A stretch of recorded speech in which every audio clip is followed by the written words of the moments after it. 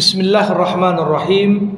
Assalamualaikum warahmatullahi wabarakatuh. Alhamdulillahi rabbil alamin. Wa bihi nasta'in ala umurid dunya waddin. Summa salatu wassalam ala khairi man ba'athahu Allah rahmatan lil alamin. Sayyidil anbiya'i wal mursalin Rasulullah Muhammad sallallahu alaihi wasallam wa ala alihi wa ashabihi ajma'in. Allahumma 'allimna ma yanfa'una wanfa'na bima 'allamtana wa zidna 'ilma innaka antal alimul hakim. Bapak-bapak, ibu-ibu, saudara-saudari, jamaah rahimakumullah.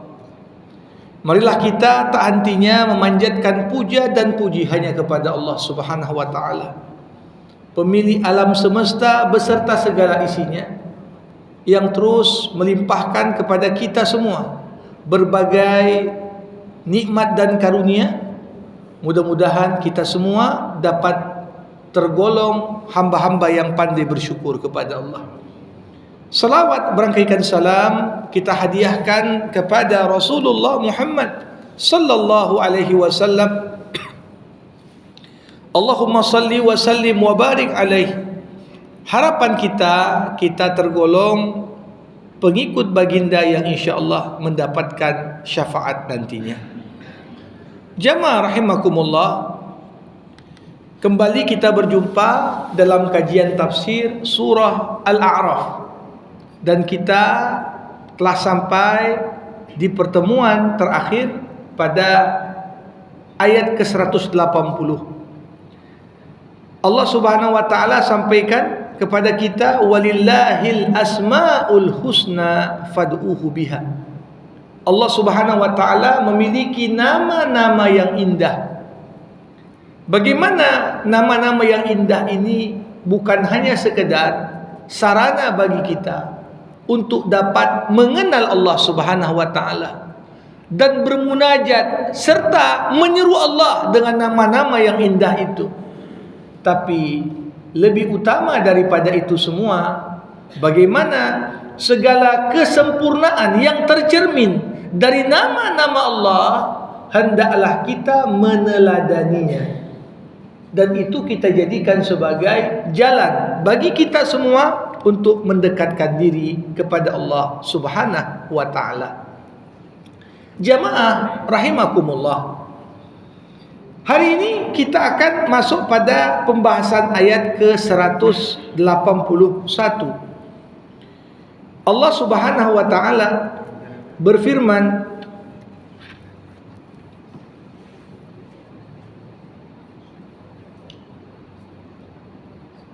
wa mimman khalaqna ummatun yahduna bil haqqi wa bihi ya'dilun. Dan di antara orang-orang yang telah kami ciptakan ada umat yang memberi petunjuk dengan dasar kebenaran, dan dengan itu pula lah mereka berlaku adil. Jamaah rahimakumullah, ayat 181 ini merupakan lanjutan dari pengklasifikasian manusia yang Allah Subhanahu wa taala sebutkan sebelumnya di ayat 179. Ketika sebelumnya Allah katakan, kami telah siapkan tempat di neraka jahanam kebanyakan dari jin dan manusia. Yang ciri-ciri mereka itu punya hati namun tak berpikir, punya mata namun tak melihat kebenaran, punya telinga namun tidak mendengarkan seruan yang membawa mereka kepada Allah Subhanahu wa taala. Mereka itu dikatakan lebih sesat daripada hewan ternak. Ketika Allah Subhanahu wa taala mengatakan ada sebagian besar manusia cirinya begini, tentunya sebagian orang mungkin menganggap berarti semua manusia masuk neraka. Berarti semua manusia lebih sesat dibandingkan hewan ternak. Disinilah kita melihat salah satu gaya bahasa yang selalu Allah Subhanahu wa taala gunakan dalam Al-Qur'an, apa yang disebut dalam bahasa Arab muqabalah. Muqabalah artinya apa? Membandingkan antara satu kelompok dengan kelompok yang lain. Setelah Allah bercerita tentang orang mukmin, datang ayat berikutnya cerita tentang orang kafir dan munafik. Ketika Allah cerita tentang penduduk syurga, datang ayat berikutnya cerita tentang penduduk neraka. Ketika Allah cerita tentang potret hamba-hambanya yang beriman, ibadur rahman, ayat-ayat sebelumnya cerita tentang potret hamba-hambanya yang kafir. Ini mengisyaratkan kepada kita bahwasanya di setiap waktu dan tempat akan ada dua kelompok manusia ini. Tak terbayangkan satu waktu semuanya jahat, atau di waktu yang lain semuanya baik. Bahkan di zaman Nabi Muhammad yang dianggap sebagai generasi terbaik Islam, ada juga zaman itu Abu Jahal dan Abu Lahab. Di zaman ada Abu Bakar, ada Umar, ada Utsman, ada Ali, di situ pun ada Abu Jahal dan Abu Lahab. Makanya ini potret gambaran sehingga para ulama mengatakan sebagaimana Nabi Muhammad sallallahu alaihi wasallam maksum secara pribadi. Artinya Nabi Muhammad adalah pribadi yang terpelihara dari berbuat dosa besar, dari berbuat kesalahan. Allah yang lindungi Nabi. Ini yang namanya konsep ismah, keterpeliharaan Rasul dari berbuat salah yang fatal. Nah, namun umat Nabi Muhammad sallallahu alaihi wasallam dikatakan wa ummatu Muhammad maksumun bimajmu'ihi. Pengertiannya apa? Kalau Nabi secara pribadi maksum terpelihara, maka umatnya pun terpelihara, namun secara kolektif. Pengertian kolektif di sini apa? Serusak-rusaknya zaman, tetap ada di antara umat Nabi Muhammad SAW yang akan istiqamah. Tetap ada dari umat Muhammad SAW yang mencerminkan nilai-nilai keteladanan yang dibawa Nabi Muhammad SAW. Kita lihat di zaman korupsi besar-besaran, tetap kita temukan contoh dari umat Muhammad, orang yang jujur, berintegritas, tak bisa disogok, tetap ada. Di zaman begitu juga kita lihat dekadensi moral, orang menganggap harga diri itu lebih murah daripada harga ayam. Harga diri lebih murah daripada harga daging. Tapi kita lihat, apakah semua orang serusak-rusaknya zaman seperti itu? Tidak. Tetap ada dari umat Muhammad SAW yang mencerminkan keberanian, yang mencerminkan kejujuran, yang mencerminkan kedermawanan, yang mencerminkan segala bentuk kesempurnaan akhlak Rasulullah Muhammad sallallahu alaihi wasallam. Ini makna Nabi Muhammad Rasulullah maksumun bi mufradihi wa ummatuhu maksumun bi majmu'ihi. Ya, kalau Nabi Muhammad pribadinya wa innaka la'ala khuluqin azim. Akhlak Nabi Muhammad semuanya berada pada puncak akhlak. Mau cerita keberanian, tak ada yang mampu menandingi keberanian Nabi Muhammad. Cerita tentang kedermawanan, tak ada yang mampu menandingi kedermawanan sosok Muhammad SAW. Cerita tentang keadilan, tidak ada yang mampu menandingi keadilan Nabi Muhammad SAW. Tapi setelah Nabi Muhammad wafat, nilai-nilai Nabi ini tetap dijaga dan dipelihara oleh umatnya. Secara apa? Kolektif. Makanya walaupun ayat berkata sebelumnya ada banyak jin dan manusia yang disiapkan tempat di neraka jahanam, Janganlah kita mengira semua umat Muhammad masuk neraka. Tidak. Tapi Allah katakan, wa mimman khalaqna, di antara umat yang kami ciptakan. Maksudnya secara spesifik di sini apa? Apakah umat setiap nabi? Apakah umat setiap rasul? Atau makna khusus di sini karena siaknya, konteksnya cerita tentang umat Nabi Muhammad, maka umat Muhammad ummatun yahduna bil haq. Ada umat yang tetap memberikan petunjuk dengan dasar kebenaran. Jamaah rahimakumullah. Ada 2 buku ditulis oleh 2 ulama Islam hidup di zaman yang sama. Buku pertama ditulis oleh Abu Nu'aim Al-Isfahani. Dia kasih nama buku itu, judulnya Hilyatul Awliya wa Tabaqatul Asfiya. Buku ini merangkum biografi orang-orang soleh yang hidup di zamannya. Dan tentunya yang nulis ini memotret kondisi umat pada zaman tabi'in dan atba' tabi'in. Dipotretlah situ.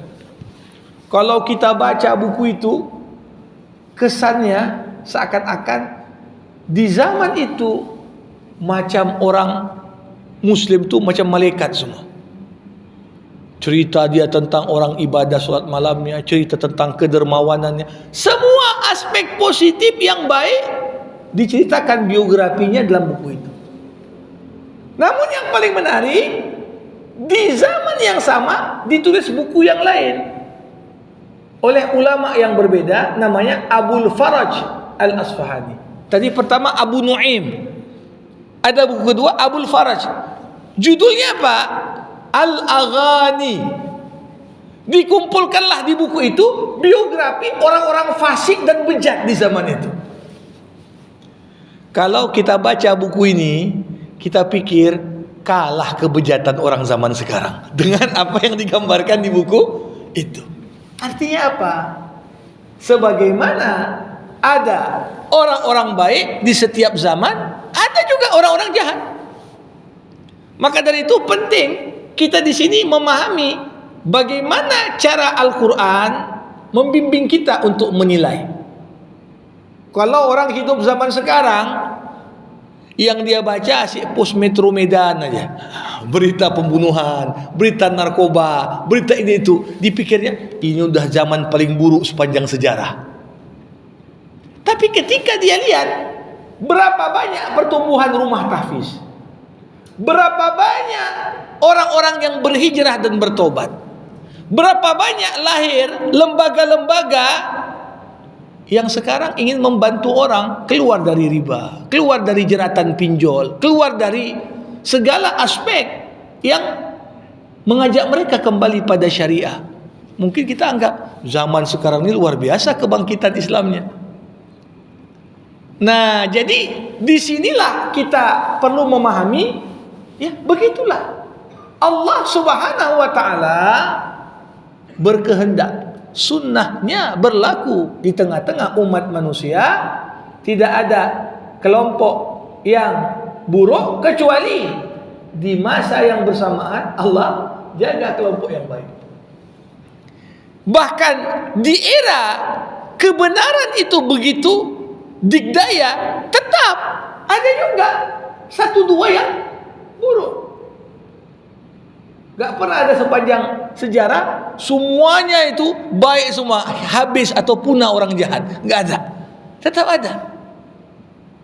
Nah, maka dari itu jamaah rahimakumullah, ayat ini mengisyaratkan kepada kita tentang pentingnya di setiap zaman kita memastikan kita mengambil peran masuk dalam kelompok orang-orang yang berperilaku positif, berperilaku baik, berperilaku yang mencontohkan akhlak umat Nabi Muhammad sallallahu alaihi wasallam.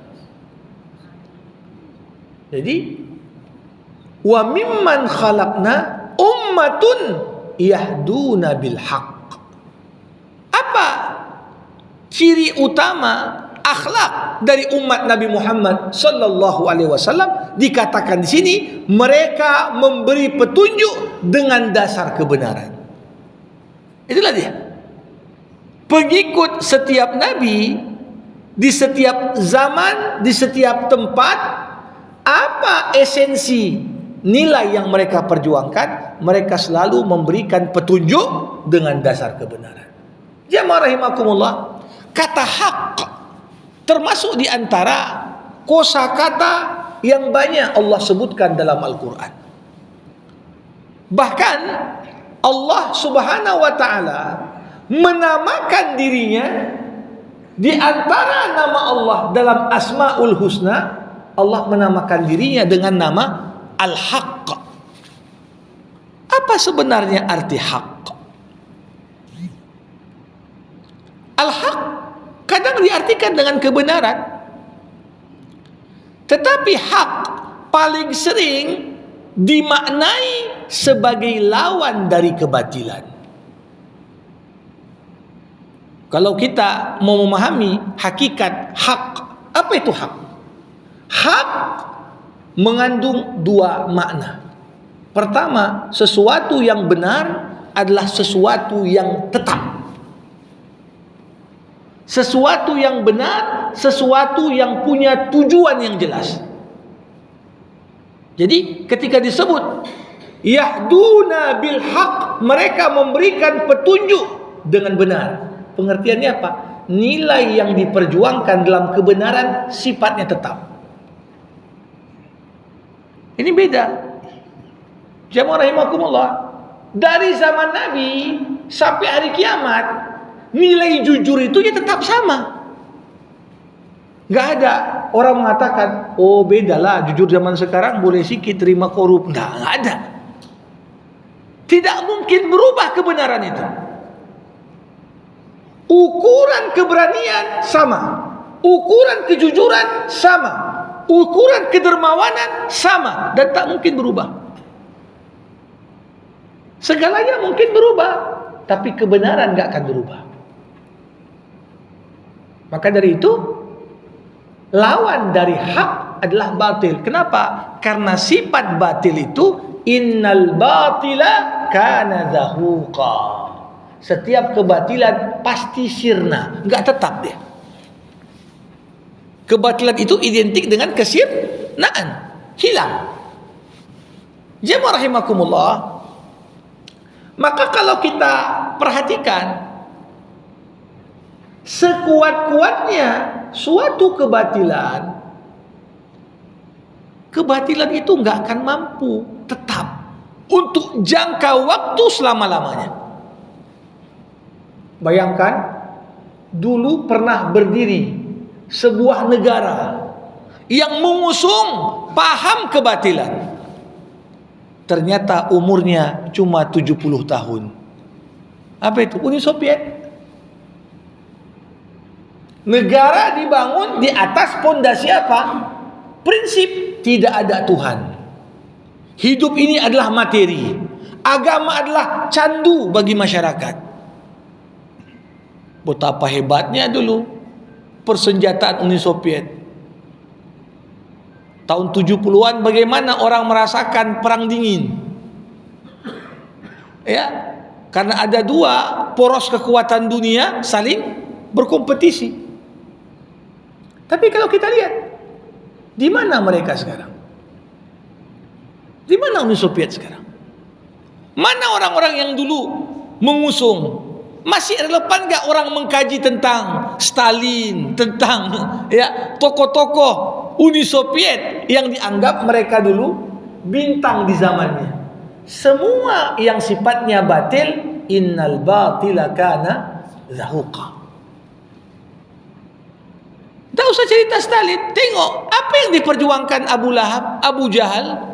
Walaupun mereka itu adalah tokoh masyarakat di zamannya, Kira-kira Bapak Ibu bandingkan setiap saat berapa banyak umat muslim sedunia datang ke Mekah untuk umrah, untuk haji. Kemudian tak cukup berhaji dan umrah, semuanya pergi ke Madinah Al-Munawwarah untuk berziarah ke makam Rasulullah. Pernah enggak ada orang bawa jamaah haji dan umrah sampai di Mekah nanya, mana kuburan Abu Jahal?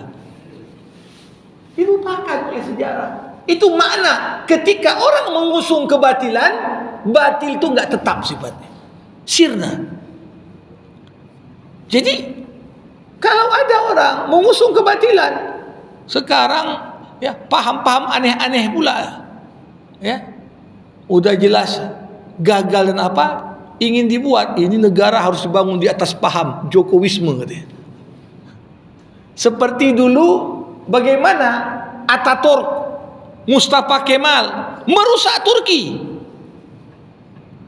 dijadikan sebagai dasar negara Turki modern adalah Ataturkisme katanya. Paham Ataturk itulah. Sehingga apa yang terjadi? Apakah yang demikian akan bertahan? Tidak. Yakinlah, semua yang dibangun di atas kebatilan tak akan bertahan. Makanya saya selalu katakan Bapak Ibu, beda pandangan Islam dengan pandangan di luar Islam apa? Pandangan Islam mengatakan kau benar maka kau kuat. Tapi pandangan di luar Islam, kau kuat maka kau benar. Jadi kebenarannya itu karena dia masih berkuasa. Begitu tak berkuasa, dibuka semua kasusnya, barulah nampak salah. Tapi dalam Islam, kau kuat. Kenapa? Karena kau benar. Kebenaran itu memberikan pada kita kekuatan. Mau semua orang di muka bumi menjadi musuh kita, kebenaran itu memberikan kekuatan. Kenapa? Sifat kebenaran itu tetap. Ini makna pertama. Yang kedua, kebenaran itu mengandung arti apa? Punya tujuan. Punya tujuan yang jelas. Makanya lawan dari kebenaran adalah al-abath, sesuatu yang sia-sia dan tak jelas apa tujuannya.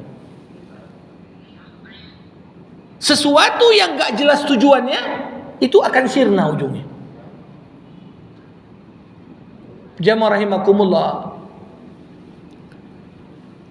kalau dibuat di sebuah tempat ada pasar malam, dibuat itu main-mainan, ya halilintar kincir dan lain sebagainya. Kira-kira gimana dibangun? Dibangun sekedar tenda-tenda, ya, nggak dibuat pakai batu bata atau pakai besi, enggak, pakai tenda saja. Kenapa dibuat pakai tenda? Karena memang tujuannya bukan untuk selamanya. Mungkin sebulan di sini nanti pindah lagi tempat lain. Ya. Bandingkan bangunan sirkus atau pasar malam dengan masjid, dengan universitas. Ada nggak universitas pakai tenda? Kalau ada, langsung tak terakreditasi dia. Kenapa? Karena dibangun untuk kekal, untuk tetap. Tujuannya jelas, mencerdaskan kehidupan bangsa. Gak mungkin tujuan yang tetap ini bangunannya nggak tetap, kan gitu. Maka kalau kita perhatikan jamaah rahimakumullah, ini dia. Ketika seorang mengusung sesuatu yang tak tetap, batil, mengusung sesuatu yang enggak jelas, ini enggak akan bertahan. Maka dikatakan wa mimman khalaqna ummatun yahduna bil haqq. Di antara apa yang kami ciptakan, kata Allah, ada satu umat yang kami ciptakan di setiap zaman, yang mana karakteristik dari umat itu yahduna bil haqq, mereka memberikan petunjuk kepada jalan kebenaran. Bukan hanya itu, wabihi ya'dilun, dengan kebenaran itu jugalah mereka menegakkan keadilan. Jadi ini jamaah rahimakumullah, karakteristik kelompok yang baik di setiap zaman. Pertama, berpegang pada kebenaran. Yang kedua, menegakkan keadilan dengan kebenaran itu. Makanya di banyak konstitusi dunia selalu kata-kata kebenaran dan keadilan itu dua hal disebut. Itulah landasan. Kalau orang tak peduli dengan kebenaran, tak peduli dengan keadilan, runtuhlah kehidupan. Saya pernah mendengar dialog ketika Jerman kalah di perang dunia kedua. Bahkan Jerman ini dibebankan dengan begitu banyak hukuman, suruh bayar ganti rugi perang dan sebagainya, pabrik-pabrik tutup dan lain sebagainya. Ketika itu kanselir Jerman nanya, bagaimana sekolah-sekolah kita? Oh, habis tutup, rusak semua. Tanya lagi, bagaimana pabrik-pabrik kita? Udah tutup, gak beroperasi lagi, gak ada produksi. Terakhir yang ditanyanya, setelah ditanya ekonomi, tanya bagaimana penegakan keadilan di negeri kita. Oh, itu masih. Beliau mengatakan kemudian, kalau keadilan masih tegak, masih ada kesempatan kita bangkit. Makanya dalam Islam, al-adlu asasul hukmi. Ini prinsip yang diajarkan syariat Islam. Keadilan adalah pondasi segala bentuk pemerintahan. Kalau udah hilanglah keadilan jadi balang rangka, gak bisa kita bayangkan satu kekuasaan itu akan bertahan. Makanya sampai Ibnu Taimiyah pernah mengatakan dalam salah satu tulisannya di Majmu' Fatawa, tadumu daulatul haq ma'al kufri wala tadumu daulatul Islam ma'al zulmi. Negeri yang adil walaupun penduduknya kafir tetap bisa bertahan. Tapi negeri yang muslim dengan begitu banyak bentuk-bentuk kezaliman dan penganiayaan tidak akan tetap bisa bertahan. Kenapa? Ini dia. Makanya ayat ini mengatakan, siapa umat yang melanjutkan misi Nabi Muhammad maksum, terpelihara secara kolektif, wabihi ya'dilun. Coba bayangkan Nabi Muhammad SAW ketika masih kekuasaannya belum lagi besar dan kuat, mencurilah seorang wanita bangsawan di Madinah, diadili oleh Nabi, diputuskan perempuan tadi yang mencuri harus dipotong tangannya. Beberapa sahabat datang bicara sama Rasul. Rasul, perempuan ini dari kabilah yang sangat membantu kita ini dalam penyebaran Islam. Kalau nanti ada anggota dari kabilah ini kita potong tangannya, kita khawatir mereka narik dukungan dari kita.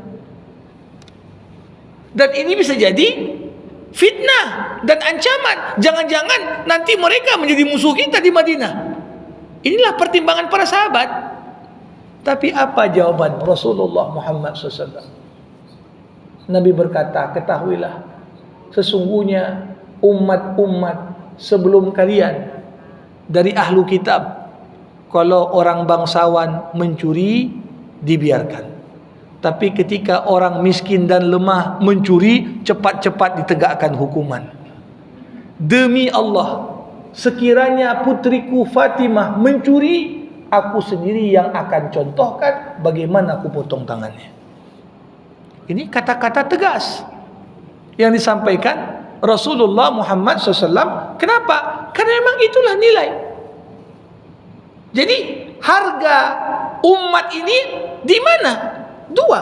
Sejauh mana kita memperjuangkan kebenaran? Kalau sudah benar, bagaimana kita menegakkan keadilan? Kalau dua hal ini hilang, berarti masuklah kita kelompok yang sebelumnya. Telah kami siapkan banyak tempat di neraka jahanam dari golongan jin dan manusia.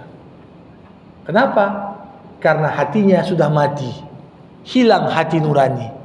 Matanya sudah buta melihat kebenaran. Telinganya sudah tuli untuk mendengar apa yang dapat menuntun kepada kebaikan. Makanya potret penggambaran manusia yang dianggap lebih sesat daripada binatang ternak tadi karena hilangnya kebenaran. Jamaah rahimakumullah. Dalam beberapa riwayat hadis, Rasulullah Muhammad SAW mengisyaratkan baru padam dan hilangnya kelompok ini hanya di satu momen. Kapan?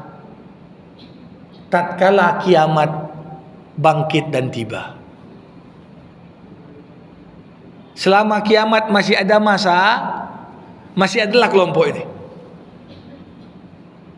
Ya.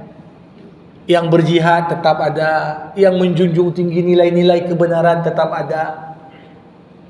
Di akhir bulan lalu baru kita dipertontonkan bagaimana seorang mujahid.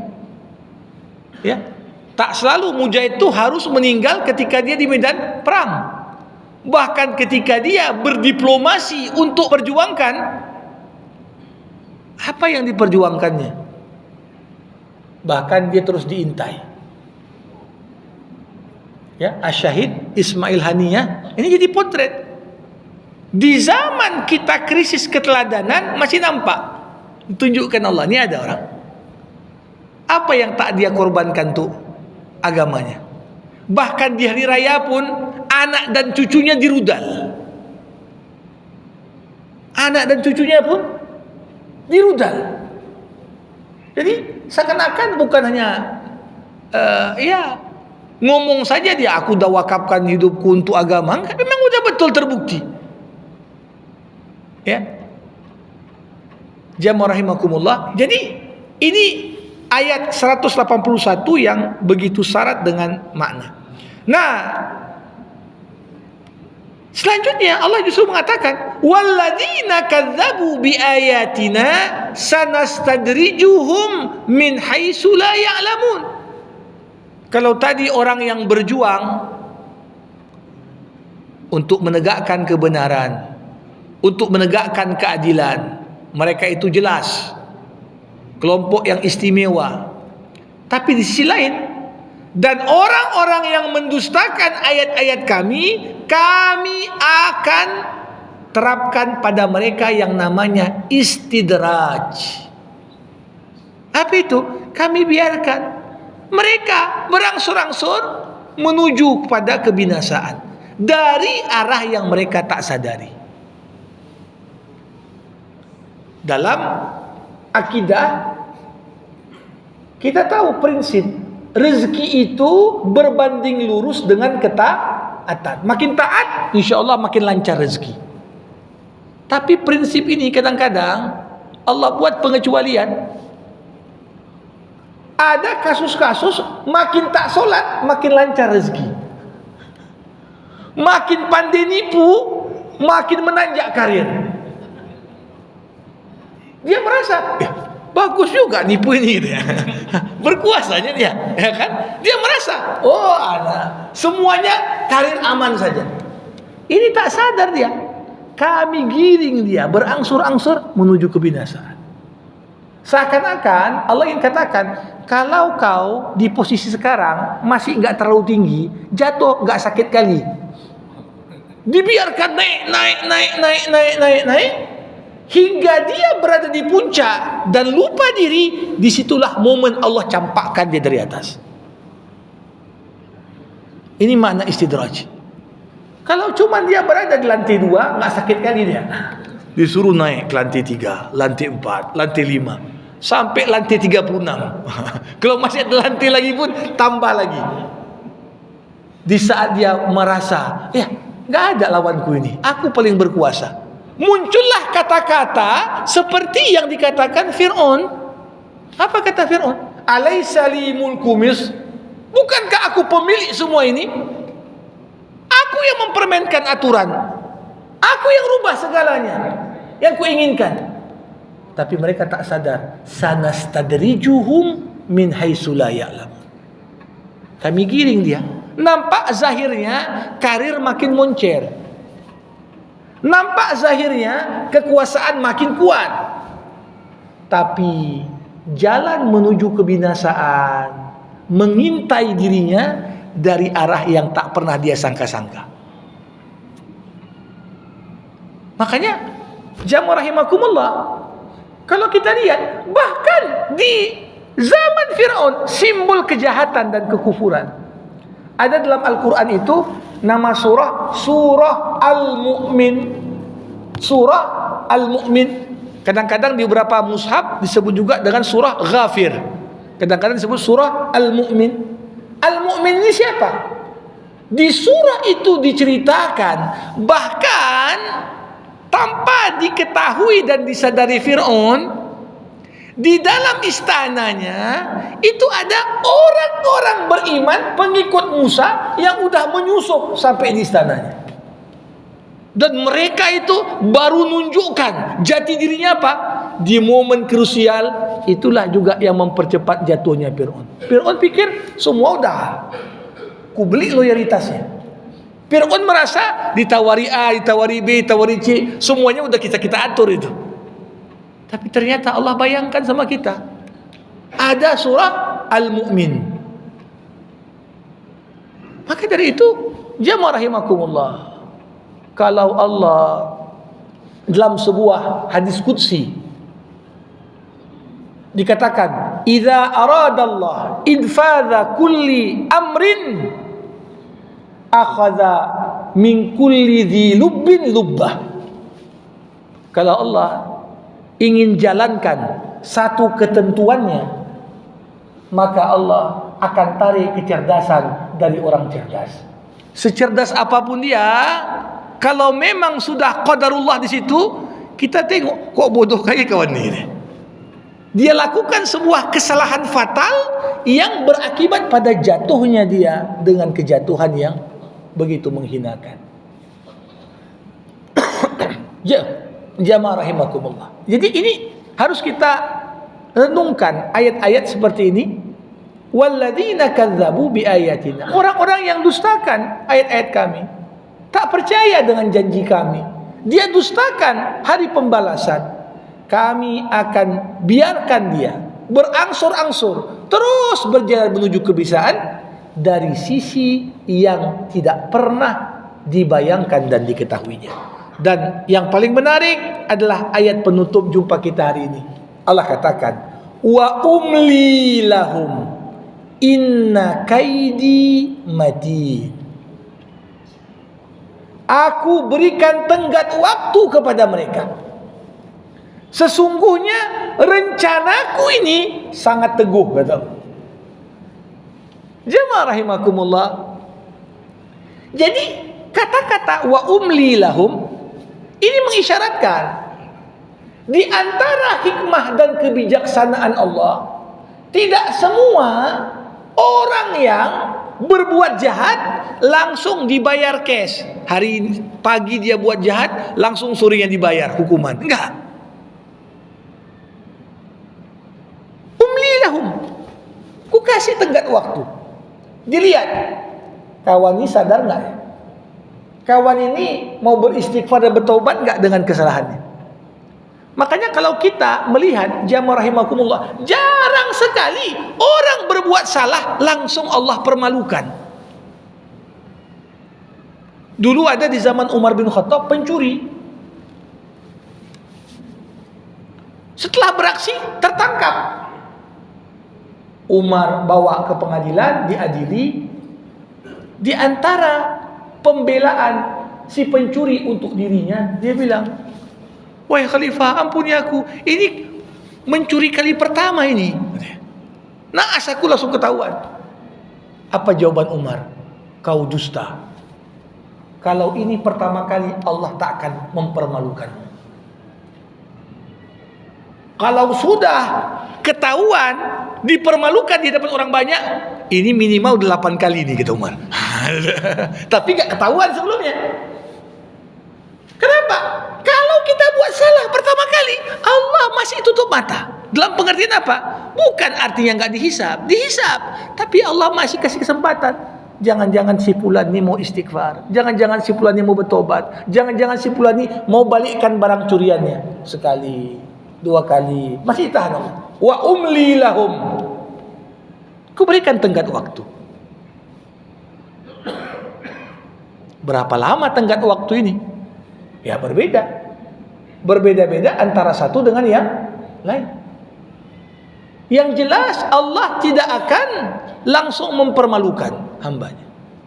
Tapi ingat, inna kaidi matin. Rencanaku itu sangat teguh. Jemaah rahimakumullah, kata kait. Kait ini sebenarnya banyak digunakan dalam Al-Quran untuk konotasi negatif. Misalnya ketika Yusuf alaihissalam masuk penjara gara-gara dituduh mau memperkosa istri menteri yang merupakan ibu angkatnya. Apa cerita Al-Quran tentang itu? Quran mengatakan inna kaidakunna azim. Sungguh tipu muslihat kalian para wanita ini sangat bahaya. Karena bagaimana sosok Zulaikha pun nggak mau dia malu sendiri ketika wanita-wanita ibu-ibu PKK lainnya sudah berkumpul, diundangnya ke sebuah arisan, dibaginya apel, dikasihnya pisau, kemudian dia keluarkan sebentar Yusuf dari penjara. Wah, semua wa qatta'na aydiyahun disebutkan. Nggak lagi motong apel, motong jari. Saking terpana melihat ketampanan Yusuf. Barulah Zulaikha mengatakan, jangan kalian salahkan aku. Aku tiap hari tengok dia. Kalian baru sekali aja udah potong tangan. Lihat ini dinamakan Quran kait. Tipu daya, tipu muslihat. Kata kait juga sering digunakan Al-Quran untuk menunjukkan perbuatan syaitan.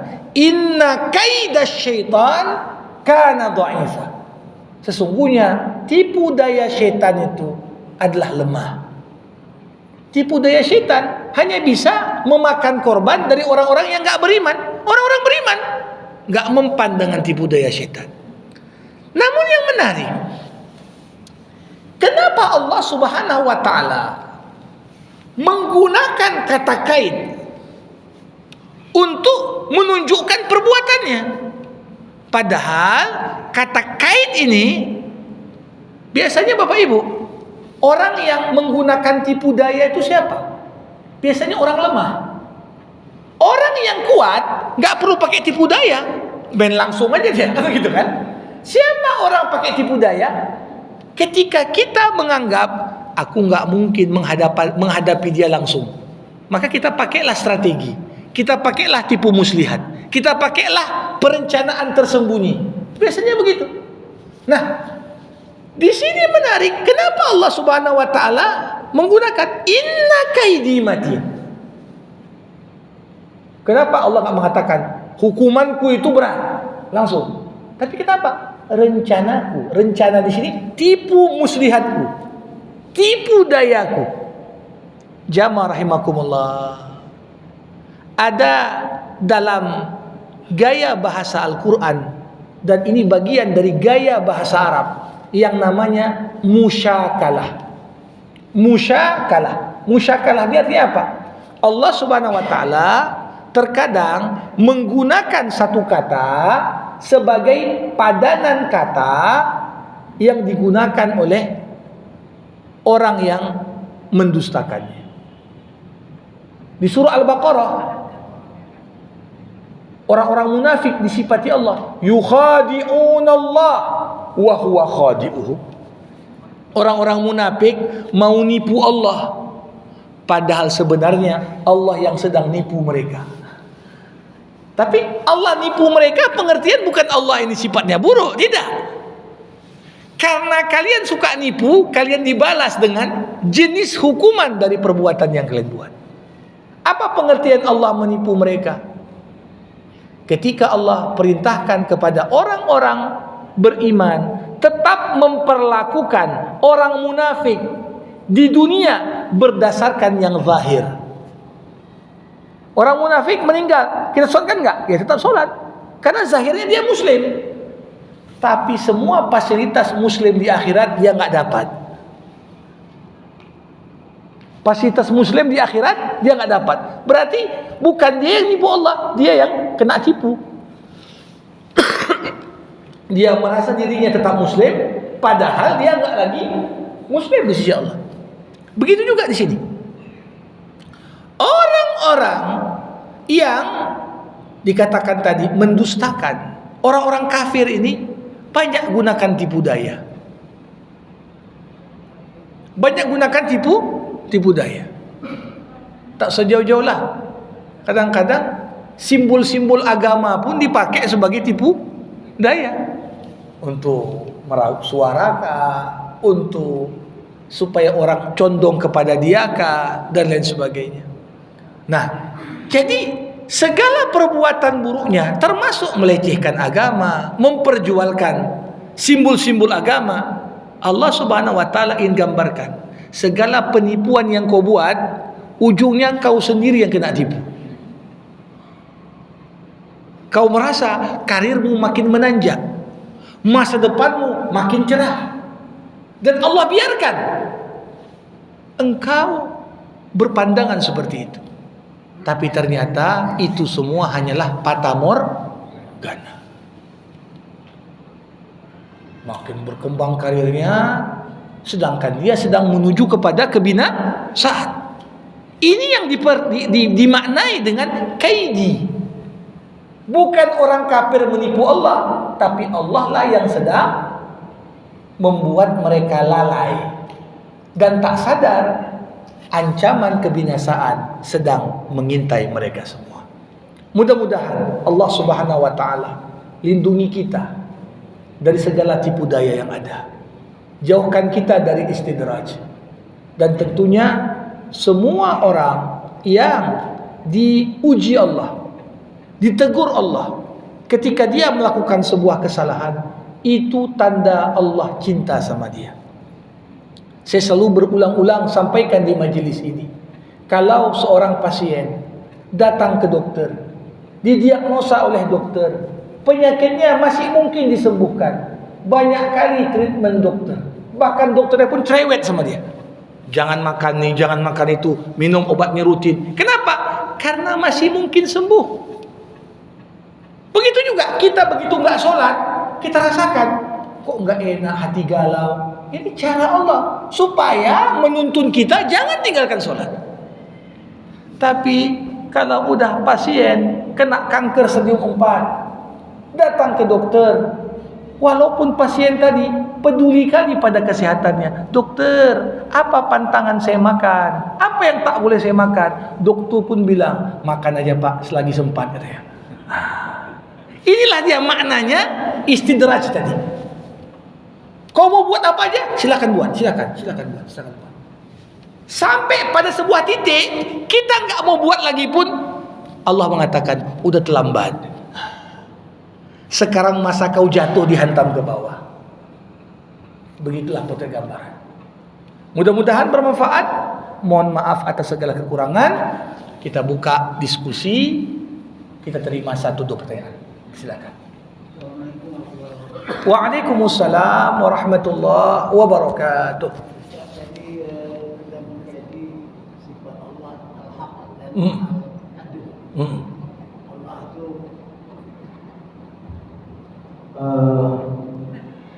berpihak kepada kebenaran dan keadilan.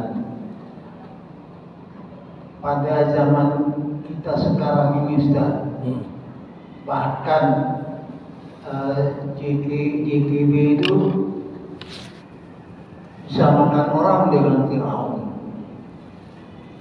Fir'aun zaman kekinian. Umat Islam yang sudah berusaha sebagus-bagusnya, sebaik-baiknya, semaksimalnya untuk memenangkan kelompoknya yang menurut orang Islam di Indonesia, orang tersebut jujur, baik, dan akan menegakkan keadilan dan kebenaran. Tapi bisa dikalahkan yang batil. Bukan saya tidak menerima takdir ini Ustaz, tetapi saya mengintrospeksi apa yang harus kita bikin supaya hal tersebut yang kita mintakan kepada Allah, bahwasanya yang benar itu benar, yang benar itu menang, yang adil itu menang, jangan yang batil itu yang menang. Kita introspeksi. Apa yang harus umat Islam ini bikin? Saya yakin kalau Allah mengatakan kun, katanya yang sudah diputuskan itu bisa berbalik, bisa terjadi. Karena kesempatan masih ada. Guys, Jamaah rahimakumullah. Perjuangan menegakkan kebenaran dan keadilan ini proses yang panjang. Namun terkadang ya kita ini yang menjalaninya terkesan kurang sabar. Kenapa? Saya selalu katakan perputaran kebenaran dan kebatilan lebih panjang dari usia manusia. Perputaran kebenaran dan keadilan lebih panjang dari usia manusia. Ada orang dari lahir sampai mati gak nengok kebenaran itu tegak. Ada orang dari lahir sampai meninggal dia tengok kebenaran itu tegak. Ada orang dia lahir dapat kesempatan tengok kebatilan dan sebelum dia meninggal berkesempatan ikut ambil bagian dalam menegakkan kebenaran. Nah, saya selalu katakan zaman kita ini zaman istimewa ini. Zaman istimewa. Karena kita sadar ya, saat kita lahir kebenaran sedang tidak baik-baik saja.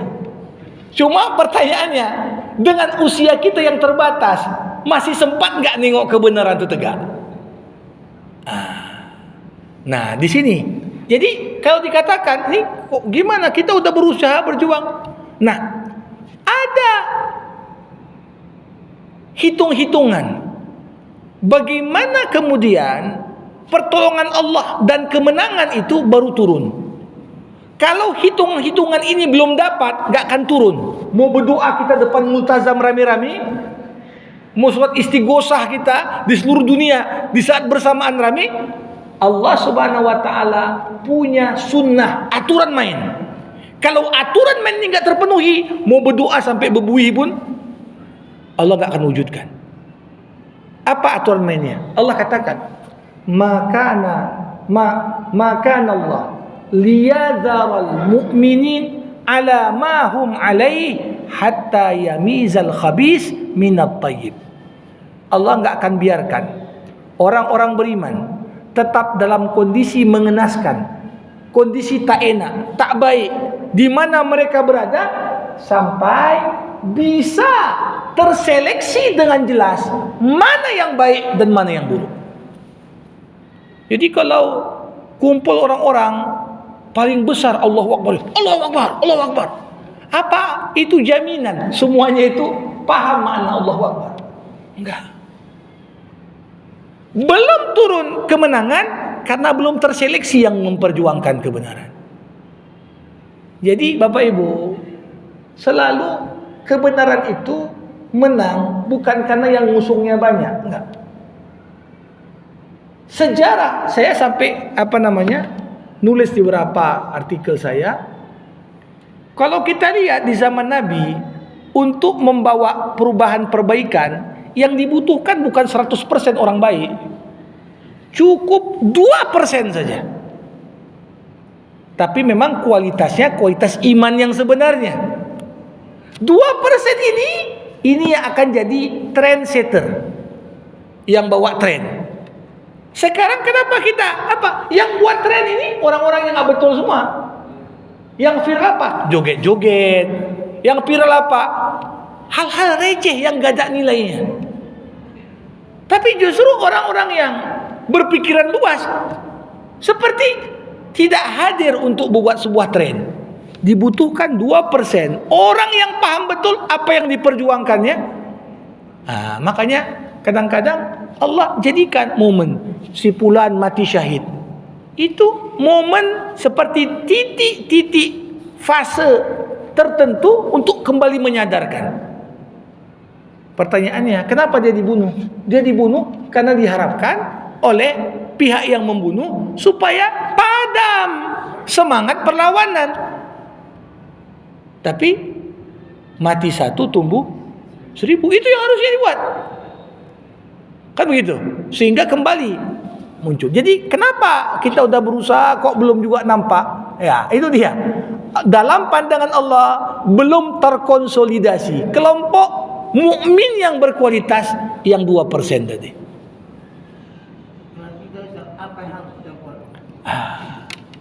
Sebelum kita cerita ke banyak orang, kita harus pastikan dulu, aku masuk enggak yang dalam 2% itu? Masuk enggak? Artinya dari sisi kualitas kita, berapa persen komitmen kita untuk berpegang pada kebenaran dan menegakkan keadilan? Dari itu aja kita mulai. Kalau tiap orang merasa alhamdulillah, aku kira aku udah termasuk. Oke, masuk ke lingkaran terdalam dulu. Suami kita, istri kita, anak kita udah seperti itu enggak? Tetangga kita, ya. Makanya jamaah rahimakumullah, memang satu sisi proses pembentukan karakter ini lama. Makanya proses ini akan jauh lebih cepat ketika apa? Terbentuk kepemimpinan pemimpin yang bisa jadi contoh dan dia masuk dalam kategori yang 2% tadi. Tapi ini pula lah yang enggak akan dibiarkan. Enggak akan dibiarkan.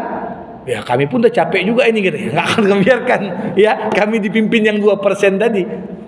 Kenapa? Kalau dipimpin oleh yang 2% tadi, apa itu? Ini kan akan mengganggu zona nyaman.